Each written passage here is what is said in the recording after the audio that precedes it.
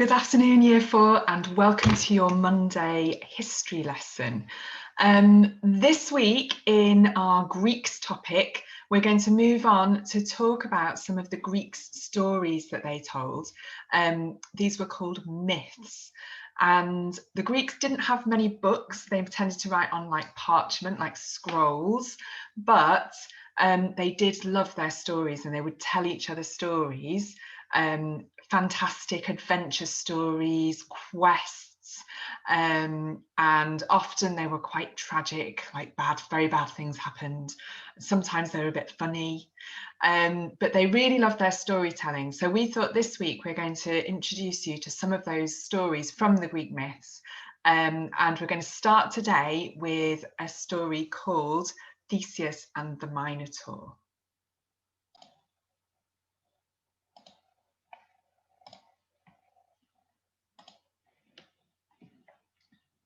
Okay, just sharing my screen with you, so hopefully you can all see this picture.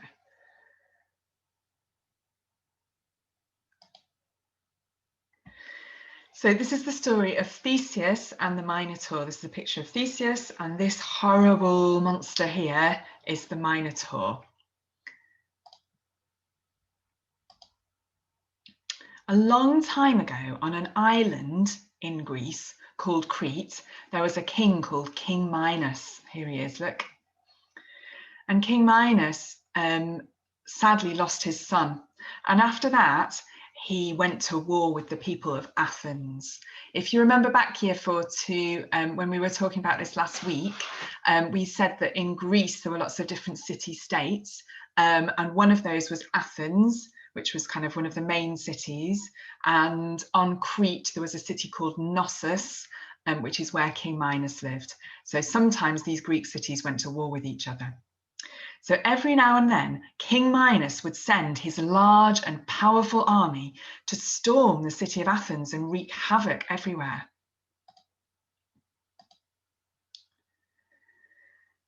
King Aegeus of Athens wanted to stop these attacks. He struck a deal with Minos. He said every year he would send 7 Athenian boys, so 7 boys from Athens, and 7 Athenian girls, so 7 girls from Athens, as an offering to Minos's bloodthirsty beast, the Minotaur.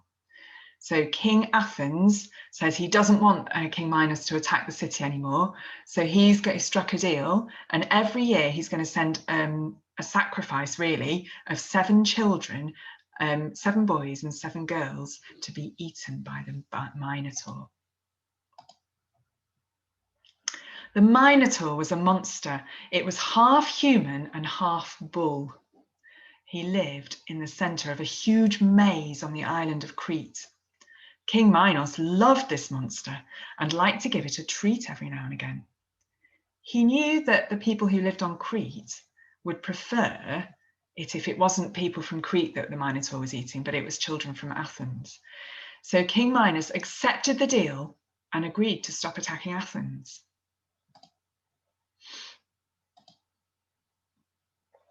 Nine years passed very quickly. It was time for Athens to send 7 boys and 7 girls to be eaten by the Minotaur. 7 girls and 6 boys had taken their place to go to Crete. Everyone in Athens was feeling very upset about it. They've got all these girls looking a bit sad and all these boys looking a bit sad too. Prince Theseus, who was the son of King Aegeus, knew how important it was to keep your word and keep your promises. So he knew that his dad had to keep his promise to King Minos. But he also knew it was wrong for his father to send small children to be eaten by a monster just to avoid a battle.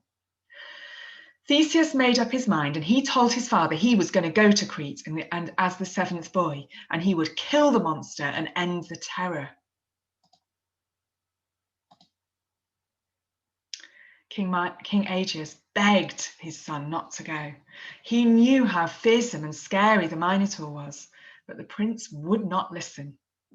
Eventually, King Aegeus agreed to the plan and asked his son to replace the black sails of his ship with white sails if he'd been successful. So if he's still alive after taking on the Minotaur and fighting with the Minotaur, he's going to change the sails on his ship to white sails, so his dad will know that it's good news when he's coming back. Theseus agreed to this. And the prince took his place with the other 6 boys and the 7 girls, and off they went in this ship with the black sails towards Crete. When the prince and the children arrived on the island of Crete, King Minos and his daughter, Prince Ariadne, came to greet them and welcomed them into a beautiful palace. The king told the children that they would not be eaten until the next day, and in the meantime they could enjoy themselves in the amazing palace. As Minos led the children to the palace to be cleaned and prepared, Ariadne, who, remember, that's the princess, pulled Theseus to one side. She was desperate to escape from the world that her father had built, and she offered to help him in his quest, so if he would help her to escape to Athens. Ariadne took Theseus to meet Daedalus, the inventor of the labyrinth which held the Minotaur. On here on the picture, we've just got a letter that she might have written to Theseus. Dear Theseus, I am a beautiful princess, as you probably noticed the moment you saw me. I'm also really bored here. Without my help, the Minotaur will definitely eat you. I know how to save your life. If I help you kill the Minotaur, you must promise to take me away from this horrible island. If you're interested in this deal, meet me by the gate to the maze in 1 hour. Yours truly, Princess Ariadne. At the entrance to the labyrinth, to the big maze where the Minotaur lived, Daedalus, the inventor, gave Theseus some string and told the prince to trail it behind him as he entered the maze, so he would be able to find his way back out when he'd defeated the Minotaur. That was really clever, wasn't it? If anyone's ever been in a maze, I know I've been in mazes with my children. Sometimes we do get very lost. Ariadne then gave Theseus a fine sword. Theseus thanked her for her kindness. But don't forget, said the princess, you must take me with you when you leave the island. Theseus set off into the maze. The door shut behind him, and Theseus tied one end of the string to the door and set off to search the labyrinth with the string trailing behind him. He found his way to the centre of the maze, and the Minotaur charged at Theseus, but he raised the sword that Prince Ariadne had given him and killed the horrible monster. And then he began to make his way back to the gate, following the string he'd unravelled on his way. Princess Ariadne was waiting for him at the gate. Theseus and Ariadne gathered all the children and ran to their ship, and they sailed away quietly without anyone noticing. On the way back, they stopped off at a small island called Naxos for supplies. On the island, Princess Ariadne insisted on coming ashore to rest. There was nothing to do on the island, and soon she fell asleep. Theseus gathered all the children up and quietly sailed away from Athens, leaving Prince Ariadne asleep on Naxos. After all, he did take her away from the island of Crete, just didn't take her to Athens like she wanted. Theseus' ship arrived back in Athens, but he'd forgotten something. He had forgotten his promise to his father to change the ship's sails to white sails. When King Aegeus saw the black sails, he believed that his son had been killed by the horrible Minotaur, and he killed himself. And that's the end of the story. Okay, so I hope you enjoyed that story. You can see that there's lots of action and adventure in the Greek myths. There's often horrible monsters, and there's often somebody who's got a quest to do something really dangerous. Okay, so your task this afternoon, Year 4, is going to be just to design and make a book cover for the story of Theseus and the Minotaur. And you can use, all you need a piece of paper and a pen or a felt tip or some colours. Even if you've just got a pencil, that will do fine. If you prefer, you can make your book cover on the computer, but we've done an awful lot of stuff on computers recently. It'd be quite nice to see some of your actual drawing and artwork, and I know Miss Whitehouse would like to see some of that too. So we're going to design a book cover for our story. Our story is called Theseus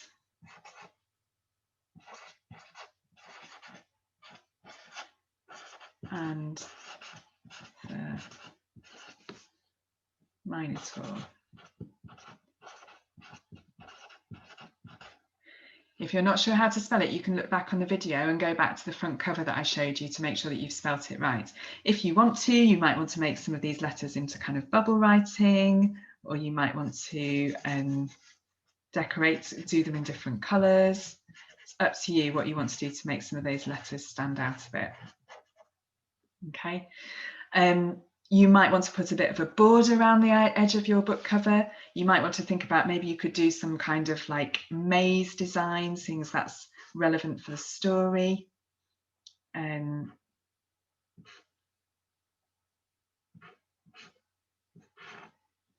Do some bits leading off here. So just think about what you want to put on your cover. You might want to think about some of the main characters in the story, because often a book cover will have some of the main characters.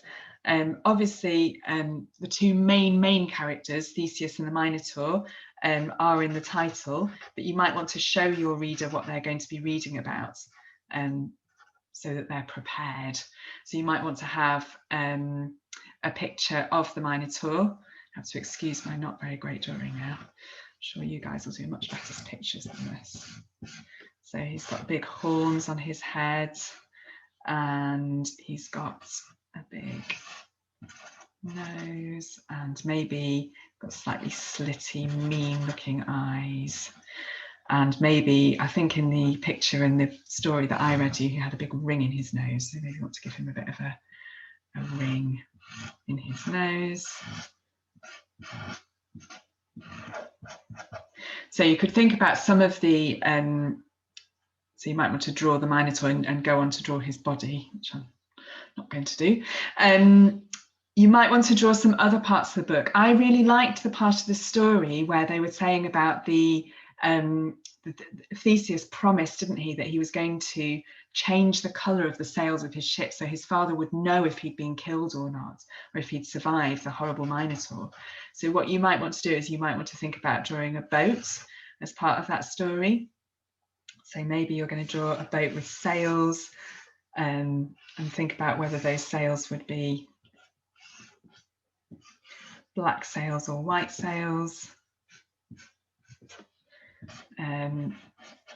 You might think about some of the other key features of the story. So I've talked about drawing, maybe you'd like to draw some part of the maze on the book cover. And the other really helpful things that Theseus had when he was trying to escape from the maze were the sword and the ball of string.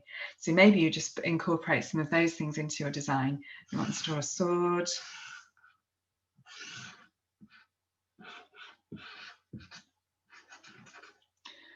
You might want to draw a big ball of string, maybe. I thought that was really clever. I like that part of the story with the string.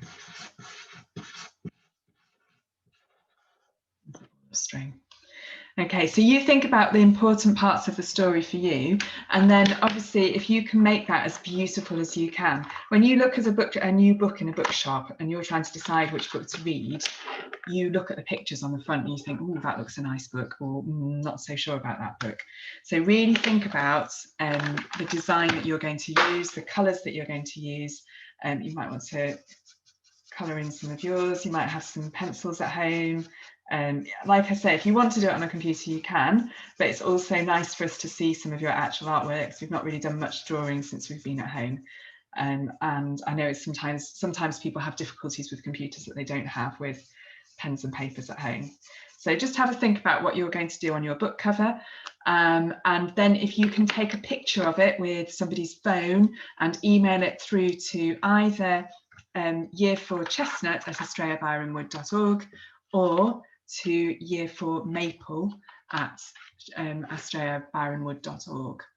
We are very much looking forward to Yeah, so I was just saying, we're very much looking forward to seeing what you come up with and seeing some really beautiful pictures from you. I'm sure yours will be a lot better than mine and have a lot more detail in it.